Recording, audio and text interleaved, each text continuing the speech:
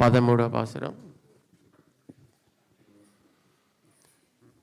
ஆண்டாள் திருவடிகளே சரணம். புள்ளின் வாய் கீண்டானை பொல்லா வரக்கனை கிள்ளிக் களைந்தானை கீர்த்திமை பாடிப்போய் பிள்ளைகள் எல்லாரும்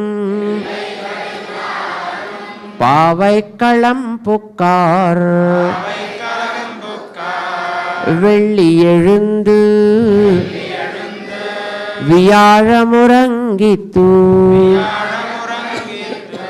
புள்ளும் சிலும்பினகான் போதரிக் கண்ணினாய் குள்ளக் குளிரா குடைந்து நீராடாதே பள்ளி கிடத்தியோ பாவாய் நீ தன்னாளால் கள்ளம் தவிர்ந்து கலந்து ஏலோரெம்பாவாய். ஆண்டாள் திருவடிகளே சரணம்.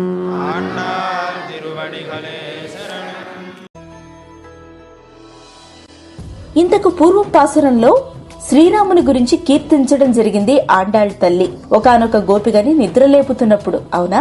మరి దీనితో అక్కడ పెద్ద అలజడి చెలరేగిందట.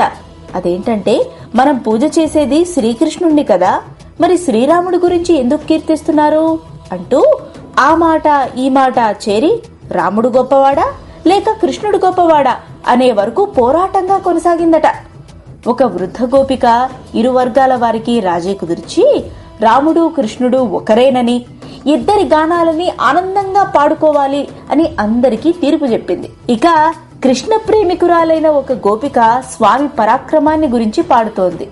బకాసురుని నోరు చీల్చి తనను కాపాడుకొని మనల్ని కాపాడిన శ్రీకృష్ణుడి గుణగణాలని కీర్తించువమ్మా అని ఒక గోపిక అంటే, దుష్టుడైన రాక్షసుడు 10 తలలు కలిగిన రావణాసురుణ్ణి అవలీలగా విసిరిపారేసిన శ్రీరాముడి పరాక్రమాన్ని గానం చేతువమ్మా అని మరొక గోపిక పాడింది. ఇరు వర్గాల వారు ఇట్లా కీర్తిస్తూ లోపలున్న గోపికను ఇలా అంటున్నారు ఆండాళ్ తల్లితో సహా. ఎలా అంటే, మన తోటి పిల్లలందరూ వ్రతక్షేత్రానికి చేరారు.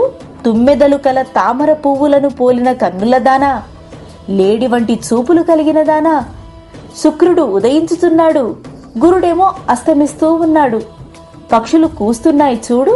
అమ్మా, కృష్ణ విరహతాపం తీరేలాగా చల్లని నీటితో స్నానం చేయకుండా పాన్పు మీద అట్లే పడుకొని ఉన్నావేంటి? ఓ సుకుమార స్వభావి, ఈ రోజున నువ్వు నీ కపటాన్ని విడిచి మాతో కలిసి ఆ స్వామిని కీర్తించు రా అంటూ ఆండాళ్ తల్లి తన గోపికలతో కలిసి ఇంకొక గోపికను నిద్రలేపుతోంది. ఈ పాసురం ద్వారా ఇంకో గొప్ప నీతిని మనం తెలుసుకోవాలి. పేరులు, రూపాలు, స్వరూపాలు వేరైనా ఆ జగన్నాటక సూత్రధారి మాత్రం ఒక్కరే.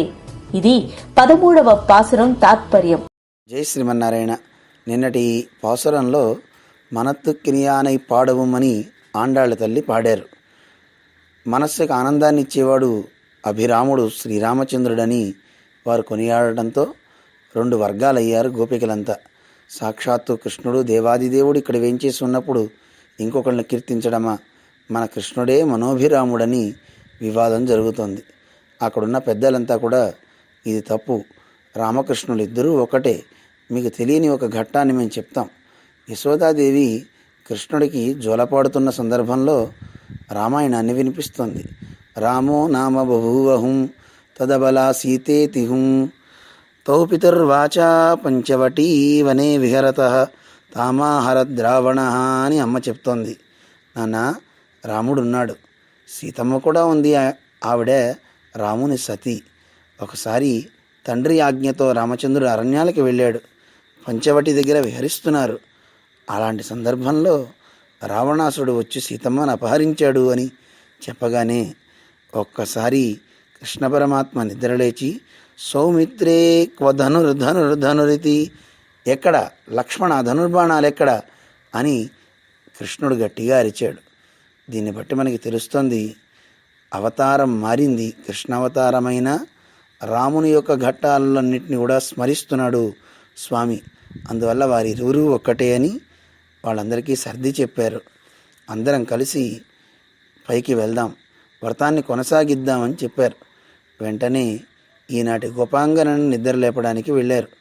ఈ గోపాంగన చాలా గొప్పది, ఎంతో గొప్ప నేత్ర సౌందర్యం కలిగింది. రామచంద్రుడు నజీవేయం క్షణమపి అన్నాడే, సీతమ్మ కోసం ఒక క్షణకాలం కూడా ఉండను, ఆవిడ కళ్ళు చాలా గొప్పవి అని. ఆ క్షణకాలం కూడా ఉండలేననే స్థితి ఆవిడ యొక్క నేత్రగతమైనటువంటి సౌందర్యం. అలాంటి సౌందర్యాన్ని విడిచి ఉండలేడు గనక, అలాంటి నేత్ర సౌందర్యమే ఉన్న గోపిక కనుక ఈవిడి కోసం స్వామే వస్తాడు అని నిర్భయంగా భగవంతుడిని అనుభవిస్తూ మానసికంగా అలా నిద్రించే గోపికని అభిముఖం చేసుకుంటుంది ఆండాళ్ళ తల్లి. అందరూ కలిసి ముందు కృష్ణుణ్ణి గానం చేస్తున్నారు, రామచంద్రుణ్ణి గానం చేస్తున్నారు. బకాసురుని యొక్క నోటిని చీల్చిపారవేసేట శ్రీకృష్ణుడు అని ఆరంభించారు.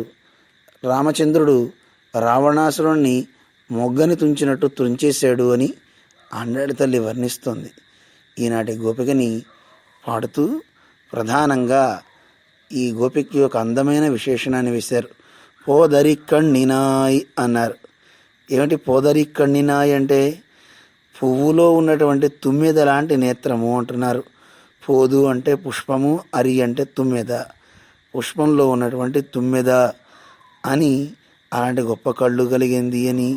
అలాగే పోదరి కణ్ణినాయ్ అంటే లేడి లాంటి కన్నులు కలిగినది అని ఒక అర్థము. అదే కాదు, పువ్వును హరిస్తున్నదిట అంటే జయించే గొప్ప నేత్రం కలిగినది అంటే ఆ పుష్పాలకే శత్రువుగా పుష్పాలన్నీ ఓడిపోతున్నాయట ఈవిడ నేత్ర సౌందర్యాన్ని చూసి. అలాంటి గొప్ప సౌందర్యం కలిగినటువంటి గోపిక అన్నమాట. నేత్రాలు జ్ఞానానికి సూచకం. ఏ కళ్ళు గొప్పవి? ప్రాపంచికంగా మనం లోకంలో చూసేటటువంటి వస్తువులన్నీ గ్రహిస్తున్నామే, ఆ కళ్ళు గొప్పవి కావుట. భగవంతుణ్ణి తెలుసుకోగలిగిన కళ్ళే కళ్ళు. అలాంటి కళ్ళు జ్ఞానానికి సూచకం గనక అలాంటి వారు భగవంతునికి చాలా ఇష్టంట. అలాంటి వాళ్ళని భగవంతుడు వదిలిపెట్టాడు. అందుకే ఈ గోపిక గొప్ప నేత్ర సౌందర్యం కలిగి ఉంది. ఆవిడ్ని నిద్రలేపుతున్నారు ఆండాళ్ళ తల్లి. అమ్మవారి కళ్ళు కూడా ఇలాగే లేడి కళ్ళ లాంటివి అని శ్రీవచన భూషణాది గ్రంథాలు మనకి తెలియచేస్తున్నాయి. భయాభయంగా రెండుం మారి మారి నడక్కుమ్ అంటారు. అమ్మవారికి కళ్ళు కూడా లేడీలాగా చపలత్వంతో అటు ఇటు తిరుగుతూ ఉంటాయి కదా లేడీ కళ్ళు, అలా అమ్మవి కూడా ఉంటాయి. ఏమిటి ఇంతకీ అమ్మకి అలాంటివి ఉండడం లేడీ కళ్ళులాగా అంటే, ఆవిడికి భయము అలాగే అభయము అని రెండు రకాలైనటువంటి స్థితుల వల్ల ఆ కళ్ళు అటు ఇటు తిరుగుతూ ఉంటాయట. కారణం అమ్మకి భయం ఏమిటి? మనకే సందేహం కలుగుతుంది. అమ్మకి భయం అంటే మనం చేసేటటువంటి దోషాలు చూసి, అమ్మో వీడిని దోషాలు చేస్తున్నాడు, సర్వేశ్వరుడు వీడిని చూస్తే ఏం చేస్తాడో అని మనం చేసే దోషాలను చూసి భయపడుతుంది. స్వామిని చూడగానే, స్వామిలో ఉండేటటువంటి వాత్సల్యము మొదలైన గుణాలను చూడగానే అమ్మయ్య పర్వాలేదులే వీడికి రక్షణ దొరుకుతుంది అని మళ్ళీ అమ్మ అనుకుంటుందట. అలా లేడి కళ్ళు అంటే మనందరినీ రక్షించడం కోసం, అలాగే పరమాత్మ అనుగ్రహం మనకు కలిగేలా ఉండడం కోసం అటు ఇటు చూస్తూ ఉంటుందట అమ్మ. అది లేడీ కళ్ళలాగా పోలుస్తుంటారు. అలాంటి గొప్ప సౌందర్యం కలిగిన గోపిక అన్నమాట ఈ గోపిక. అలాగే శాస్త్ర సూక్ష్మ కార్యార్థవేదిన అంటారు. శాస్త్రాల యొక్క అర్థం ఏదైతే ఉంటుందో దాన్ని తెలుసుకోవాలి. శాస్త్రాలు మనకి బాహ్యంగా చెప్పే కర్మాచరణ మొదలైనవి విధిస్తున్నా వాటిలో మర్మం సాక్షాత్తు భగవంతుణ్ణి చేరటమే, భగవంతుణ్ణి దర్శించడమే. అలాంటి భగవంతుణ్ణి తెలుసుకోవటమే మన నేత్రాలకు ఉన్నటువంటి గొప్ప ఫలం. అంతే తప్ప లౌకికమైన విషయాలను మిగతా వాటినో దర్శించడం గొప్ప స్థితి కానే కాదు.